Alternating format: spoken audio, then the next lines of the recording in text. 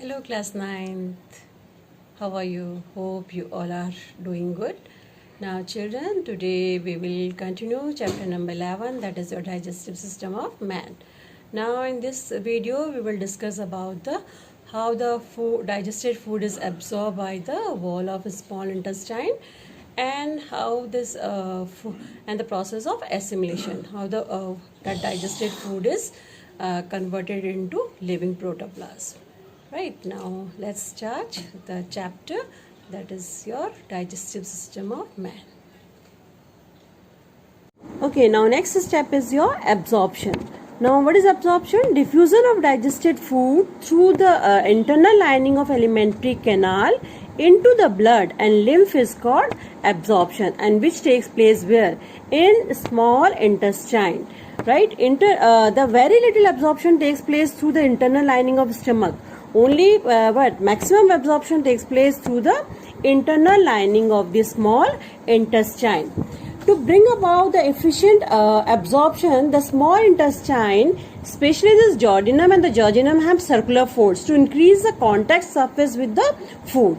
These circular folds extend about a centimeter into the lumen of the small intestine, and these folds have covered with small finger-like projections, what they are called villi.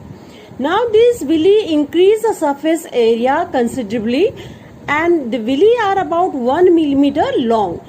Now just look at this structure of villi in the internal lining of this small intestine, and the singular form of villi is called villus. In each villus there is an elaborate network of blood capillaries and unbranched lymph vessels, which what they are called lacteal.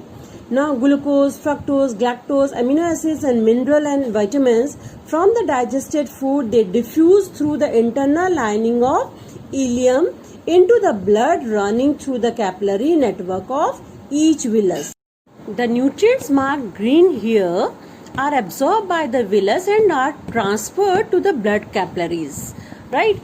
And then this all the blood vessels there that collect blood from alimentary canal, now they join to form hepatic portal vein. It carries blood along with the digested food to the liver, and where what's happened, the extra glucose is converted into glycogen, and rest of the glucose is remain in the blood. And then the process of assimilation takes place. Now what is assimilation? Conversion of digested food into the living protoplasm of cells is called assimilation. And then the digested food is supplied to every cell by the blood stream, and from the digested food which reaches any cell, most of the glucose is oxidized to release the energy and required for various metabolic activities. In this way, the process of digestion completed in our body. Okay, now next is your what are enzymes. Enzymes are proteinaceous biocatalysts which enhance the chemical reactions taking place in the body of living organism without undergoing any change themselves. Children, all of you have learned about the catalyst in chemistry. As catalysts, they enhance the rate of chemical reaction. The same way here, enzymes, they enhance the chemical reaction which is taking place inside the body of living organism. Now, what are the characteristics of enzymes? All the enzymes are proteinaceous in chemical nature. Enzymes are secreted and required in very small amounts, and they bring about the chemical reactions without undergoing any change themselves. Enzymes do not initiate or have the chemical reaction, but they accelerate, they enhance the rate of reaction. And the enzymes do not change the quality or quantity of products. Let's discuss the role of enzymes in the process of digestion.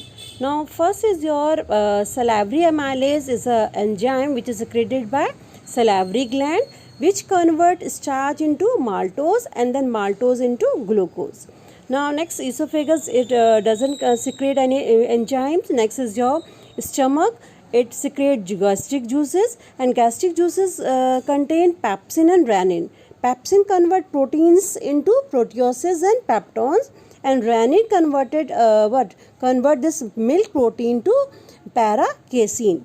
Then bile juice doesn't contain any enzymes, but it convert fat, it emulsifies the fat. Now pancreatic juice contains 3 enzymes: amylopsin, trypsin and strepsin. Amylopsin converts starch into maltose, trypsin convert proteins into proteases, peptones and peptides, and strepsin contain emulsified fats into fatty acids and glycerol. Then in intestinal juice contain 4 enzymes, that is your rhabdin, maltase, sucrase, lactase and lipase, 5 enzymes. Now rhabdin convert proteins and peptides into amino acids, maltase convert maltose into glucose, sucrase convert sucrose into glucose and fructose, and lactase convert lactose into glucose and galactose, and lipase convert fats into fatty acids and glycerols. In this way, the process of digestion completed with the help of enzymes. So we can say enzymes play a very important role in the process of digestion. Thank you, children.